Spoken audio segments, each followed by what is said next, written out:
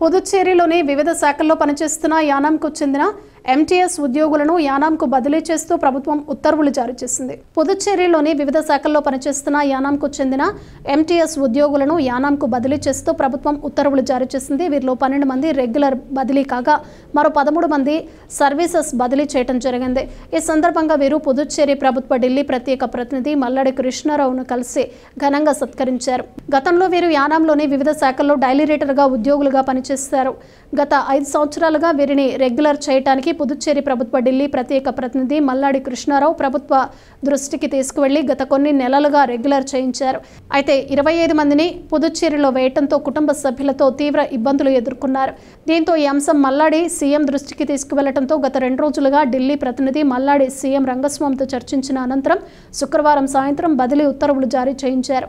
దీంతో ఉద్యోగులు హర్షం వ్యక్తం చేశారు. ఈ సందర్భంగా వారు మాట్లాడారు. అందరికీ నమస్కారం. నిన్న ఈరోజు అనగా 30 తారీఖు 31 తారీఖు యానం నుంచి ఒక 25 మందిని రెగ్యులర్ చేసి పాండిచ్చేరిలో రెగ్యులర్ చేయడం జరిగింది. ఇది అనేకమైన సంవత్సరాలుగా ఇది 3వ చీఫ్ సెక్రటరీ. ముందు 2 చీఫ్ సెక్రటరీలు ఒప్పుకోకపోయినా నేను కన్విన్స్ చేసి వారిని రెగ్యులర్ చేయడం జరిగింది. అలాగే వారిని మరలా నేను ఒక 3 months బ్యాక్ ఒక రికమెండేషన్ సీఎం ద్వారాగా చీఫ్ సెక్రటరీ అలాగే జీఏడీ సెక్రటరీ అండర్ సెక్రటరీకి ఇవ్వడం జరిగింది. దాన్ని బేస్ చేసి ఇక్కడి నుంచి పాండిచ్చేరి నుంచి రీజనల్ అడ్మినిస్ట్రేటర్కి లెటర్ వచ్చింది. డిసెంబర్ 21వ తారీఖున మళ్ళా రీజనల్ అడ్మినిస్ట్రేటర్ దగ్గర నుంచి పాండిచ్చేరికి నేను లెటర్ తీసుకొచ్చి ఏ డిపార్ట్మెంట్లో మనం సర్వీస్ ప్లేస్మెంట్లో ఏ వేకెన్సీలు ఉన్నాయన్న దాని మీద 25 మందిని కూడా ఒకేసారి పాండిచ్చేరి నుంచి యానం తీసుకెళ్లాలి ఎంటీఎస్లుగా అని చెప్పేసి ప్రయత్నం చేసి నిన్న ఈరోజు మళ్ళా చీఫ్ సెక్రటరీని అలాగే సెక్రటరీ సీఎం అలాగే అండర్ సెక్రటరీని కలిసి ఈరోజు ఉదయం కూడా 10 గంటలకి సిఎస్ని కలవడం, మరలా 3 గంటలకి సెక్రటరీని కలవడం, 4 గంటలకి అండర్ సెక్రటరీ డిపెండర్ని కలిసి 6 గంటలకల్లా వాళ్ళకి 25 మందికి కూడా యానం ట్రాన్స్ఫర్ ఆర్డర్ని ఇష్యూ చేసినందుకు ప్రత్యేకంగా సీఎం గారికి, చీఫ్ సెక్రటరీ అండర్ సెక్రటరీకి ప్రత్యేకమైన ధన్యవాదాలు. అలాగే ఈరోజు గవర్నర్ గారిని కూడా కలిసి మెర్జింగ్ ఆఫ్ స్కూల్స్ని 8 స్కూల్ని మెర్జ్ చేసేసేలాగా ప్రపోజల్ అంతా రెడీ అయింది. నిన్న సీఎం గారితో మాట్లాడి నేను సెక్రటరీ వారితో కూడా పిలిచి మాట్లాడడం జరిగింది. ఫైనల్గా సీఎం గారు మెర్జింగ్ యానం పెట్టొద్దని చెప్పేసి చెప్పుకున్నారు. అయినా కానీ ఈరోజు ఉదయం నేను మెర్జింగ్ స్కూల్స్ దాని మీద చీఫ్ సెక్రటరీకి కూడా లెటర్ ఇవ్వడం జరిగింది. సిఎస్ అయితే పూర్తిగా ఒప్పుకోలేదు. ఈరోజు మళ్ళీ గవర్నర్ గారిని నేను 4 గంటలకి గవర్నర్ గారిని కన్విన్స్ చేయడం జరిగింది. వారు కూడా ఆ ఫైల్ని పంపించున్నారు. ఎందుకంటే ఆ స్కూల్స్ కానీ మెర్జింగ్ చేసినట్టయితే రాబోయే రోజుల్లో ఇంకా చదువుకున్న వాళ్ళకి ఉద్యోగాలు కూడా ఇంకా రాని పరిస్థితి. ఎప్పుడైతే క్లాస్ రూమ్స్ స్కూల్స్ తగ్గిపోయాయో ఆ టీచర్స్ కూడా ఫర్దర్గా మనకు అవసరం ఉండదు. అలాగే ఇందులో డోనర్స్ కూడా ఇచ్చిన వారు ఉన్నారు. స్కూల్స్ వారు పేరు ఉంటుందని ఉద్దేశంతో ఆ స్కూల్ బిల్డింగ్కి వారి పేరు పెట్టి మనం చేస్తున్నాం. అవన్నీ కూడా తొలగిపోతాయి. ఒక స్కూల్ ఒక ఏరియాలో ఉన్నప్పుడు నా స్కూల్ అని చెప్పుకునే విధంగా ఆ ఏరియా స్కూల్స్ ఉంటాయి. ఇవన్నీ కూడా గవర్నర్ గారికి, సీఎం గారికి, సెక్రటరీ సిఎస్కి కూడా నేను ఎక్స్ప్లెయిన్ చేసి రిటర్న్గా 2 pages లెటర్ కూడా ఇవ్వడం జరిగింది. ఇది ఒకటి.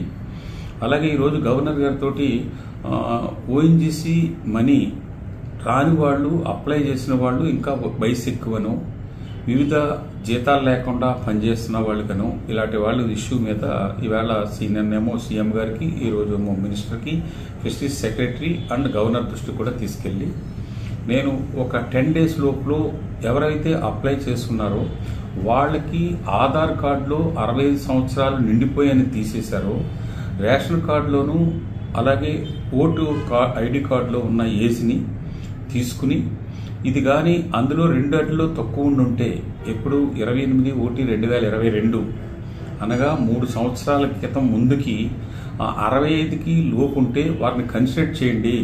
ఉన్న డబ్బుని ఓఎన్జీసీకి వెనక్కి తిరిగి కట్టేదానికంటే ఇవి మనం కొన్ని రిలాక్సేషన్ ఇచ్చినట్టయితే ఈ అప్లికేషన్లోనూ అబ్జెక్షన్ చెప్పలేదని చెప్పేసి అబ్జెక్షన్ మీరు ఎలిజిబుల్ కాదని తీసేసి ఉంటే వాళ్ళ ఎలిజిబుల్ క్యాండిడేట్స్ కూడా కొంతమంది రెస్పాండ్ అవ్వలేదు. ఈ మధ్యన నా దృష్టికి 55 మంది వచ్చారు. వారిని ఏజు అప్లై చేయని వాళ్ళు కాకుండా అప్లై చేసి వయసు ఎక్కువైందని ఆధార్లో తీసేసిన వాళ్ళు ఇటువంటి అప్లికేషన్లు వాళ్ళ అప్లికేషన్స్ అన్ని తీసుకుని నా లెటర్ తోటి గవర్నర్ గారికి, సీఎంకి, అలాగే మినిస్టర్కి కూడా ఒక 10-15 రోజుల్లో అంతా ఇన్ఫర్మేషన్ తోటి పట్టుకొస్తాను. మీరు దాన్ని రీఎంక్వైరీ చేయమని చెప్పేసి మీరు రీఎంక్వైరీ చేయండి. రీఎంక్వైరీ చేసిన తర్వాత కన్సిడర్ చేస్తే ఎంతైతే ఉన్న డబ్బుల్ని అందరికీ కూడా సమానంగా వెళ్ళేలాగా ఉన్న డబ్బుని ఇందులో ఎలిజిబుల్ ఎవరైతే అవుతున్నారో వాళ్ళకి ఇచ్చేలాగా చేయమని చెప్పేసి కోరడం జరిగింది. దానికి ఎస్ అని చెప్పలేదు, నో అని చెప్పలేదు. మీరు ఆ పేపర్స్ అన్ని పట్టురండి, పట్టుకొచ్చిన తర్వాత దాంతో మాట్లాడదామని చెప్పేసి గవర్నర్ గారు చెప్పారు. మినిస్టరు, సీఎం అయితే ఆ విధంగా మళ్ళీ రీఎంక్వైరీకి ఇద్దామని చెప్పేసి చెప్పడం జరిగింది.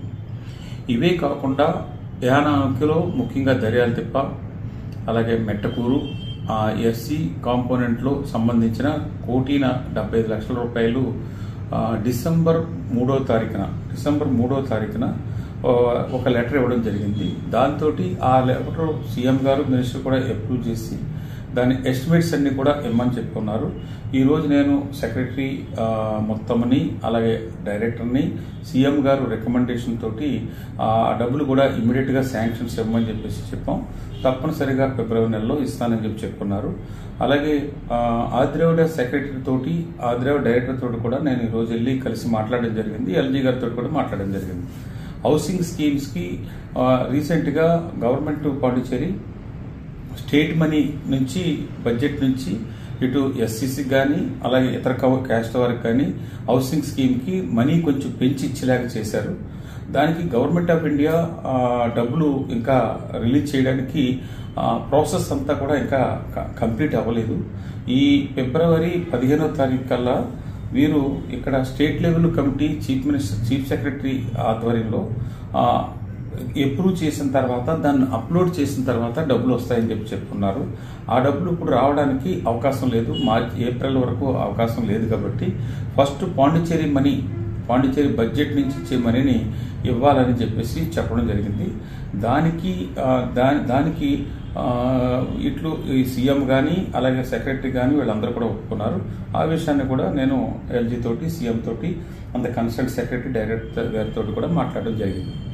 ఇది కాకుండా ఇంకా వేరే ఇష్యూస్, స్మార్ట్ స్కూల్ని చేయడానికి ఒక కంప్లైంట్ తోటి ఇవన్నీ కూడా పనులు మొదలు పెట్టకుండా, కాంట్రాక్టర్లు మొదలు పెట్టలేదు, డిపార్ట్మెంట్ కూడా మొదలు పెట్టకుండా ఉన్నారు. ఆ విషయాలు కూడా నేను రిటర్న్ గాను అలాగే చర్చించడం కూడా జరిగింది. ఇమీడియట్గా ఆ వర్కుల్ని చేయమని చెప్పేసి నిన్నే సీఎం గారు చీఫ్ ఇంజనీర్ గారికి ఇన్స్ట్రక్షన్ ఇచ్చున్నారు. నిన్న 20 పనులు కూడా ఎలాగైతే నేను 31/12/2020 సంవత్సరంలో తీసుకున్న అప్రూవల్ ప్రకారంగానే మళ్ళా వర్క్స్ అన్ని కలిపేయకుండా సెపరేట్గా 20 వర్కులకి 20 టెండర్లు కాల్ చేసేలాగా నిన్న సీఎం గారు ఇన్స్ట్రక్షన్ ఇచ్చారు. సోమవారం కల్లా ఫైల్ క్లియర్ అయ్యి యానం వస్తుంది. ఈ విధంగా అనేకమైన ఇష్యూస్ మీద హెల్త్ హాస్పిటల్కి సంబంధించిన జీతాలు వాళ్ళ విషయంలో కూడా ఈరోజు ఫైల్ ఇదయింది. అలాగే కోఆపరేటివ్ డిపార్ట్మెంట్కి సంబంధించిన ₹1,00,00,000 ఫైల్ కూడా ఈరోజు ఆర్సీఎస్ పుటప్ చేస్తున్నారు.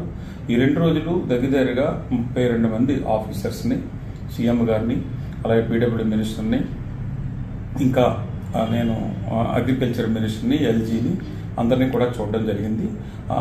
ఫిబ్రవరి 15వ తారీఖు లోపు వెటనరీకి సంబంధించిన ఒక కాంట్రాక్ట్ డాక్టర్ని, ఒక అంబులెన్స్ని తీసుకుని ఏరియా వైజ్గా వాళ్ళ హాస్పిటల్, వెటనరీ హాస్పిటల్కి ఆవుల్ని కానీ, గేదెలను కానీ, మేకలను కానీ, గొర్రెలను కానీ కాకుండా అక్కడ ఏరియాకి డైలీ వెళ్ళి మొబైల్లో వ్యాన్లో వెళ్ళి ట్రీట్మెంట్ చేసేలాగా దానికి ఫిబ్రవరి 15 లోపే ఆ పనులు మొదలుపెట్టేలాగా చేస్తామని చెప్పేసి వారు దానికి సంబంధించిన అధికారులు కూడా చెప్పడం జరిగింది.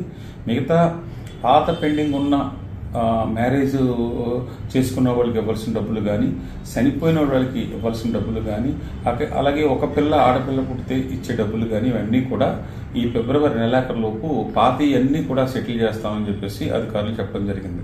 ఈ విధంగా ఇంకా పెండింగ్ ఉన్న విషయాలు ఇవే కాకుండా ఇంకా పెండింగ్ విషయాల్ని ఎప్పటికప్పుడు నేను ఈ మధ్య కాలంలో ఢిల్లీలో నేను టూరిజం కానీ, అలాగే నేషనల్ హైవే కానీ, ఫ్లడ్ వాల్ గురించి కానీ ఇవన్నీ కూడా వచ్చి ఇక్కడ మంత్రితోటి, అలాగే ముఖ్యమంత్రితోటి, అధికారులతోటి డిస్కస్ చేశాను.